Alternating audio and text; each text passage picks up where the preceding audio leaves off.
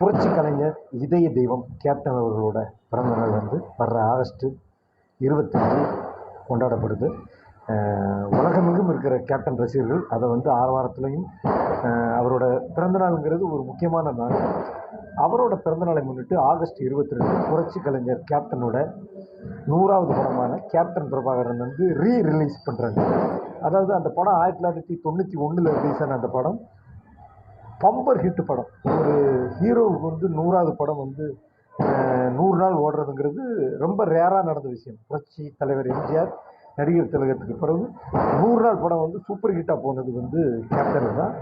அது வந்து பிரம்மாண்டமான ஒரு படம். படம் ஆரம்பித்து கரெக்டாக அரை மணி நேரத்தில் தான் விஜயகாந்த் சார் வந்து என்ட்ரி.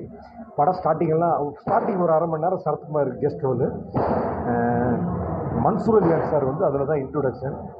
அதாவது கேப்டன் படத்துலலாம் பார்த்தீங்கன்னா வில்லன் கேரக்டர் வந்து ரொம்ப பவர்ஃபுல்லாக இருக்கும்.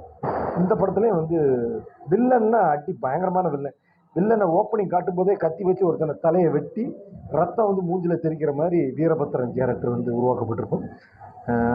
அதாவது இளையராஜா சாருக்கு 2 பாட்டு தான், இளையராஜா மியூசிக்கில் 2 பாட்டு. அந்த 2 பாட்டுமே வந்து கேப்டனுக்கு கிடையாது. ஒரு ஹீரோ அப்படி ஒத்துக்கவே மாட்டாங்க. படத்திலே 2 பாட்டு, அந்த 2 பாட்டு ஹீரோவுக்கு கிடையாது. இந்த மாதிரி பல சிறப்புகளை பெற்ற படம் கேப்டன் பிரபாகரன்.